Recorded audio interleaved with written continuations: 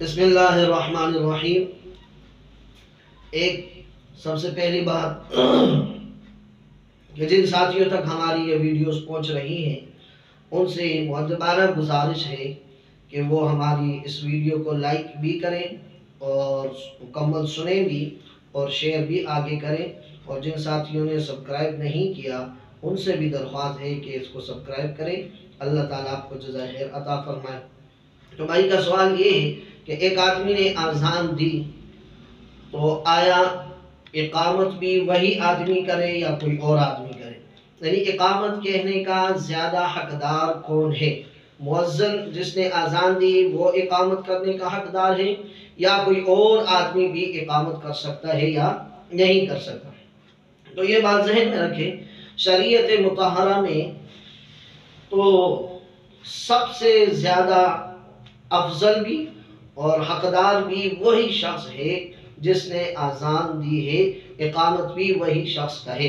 اور دوسری بات یہ ہے، حدیث میں بھی آتا ہے کہ زیاد بن حارث سدائی رضی اللہ تعالی عنہ کو رسول اللہ صلی اللہ علیہ وسلم نے حضرت بلال سے کہا کہ ان کو اقامت کہنے دو کیونکہ انہوں نے اذان دی ہے۔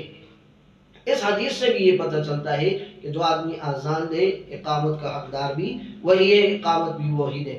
ہاں، اگر مؤذن کی طرف سے آپ اجازت ہو کسی کے لیے بھی کہ جو بھی اقامت کہہ دے وہ ناراض نہ ہوتا ہو اور اس کی وجہ سے کسی اور کی اقامت کر لینے سے اس کی دلی ناراضگی بھی پیدا نہ ہوتی ہو، اس کی طرف سے اجازت ہو کہ ہر کوئی کہہ سکتا ہے، پھر تو ہر کوئی اقامت بھی کہہ سکتا ہے اگرچہ اس نے اذان نہ دی ہو۔ دوسری بات یہ ہے کہ اقامت کا جواب کیسے دیا جائے؟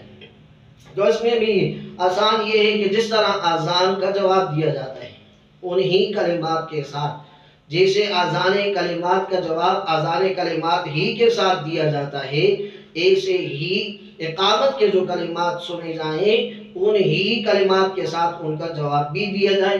صرف آخر میں قد قامت الصلاۃ قد قامت الصلاۃ اس کا جواب میں یوں کہہ دیا جائے اقامہ اللہ و ادامہا، اقامہ اللہ و ادامہا۔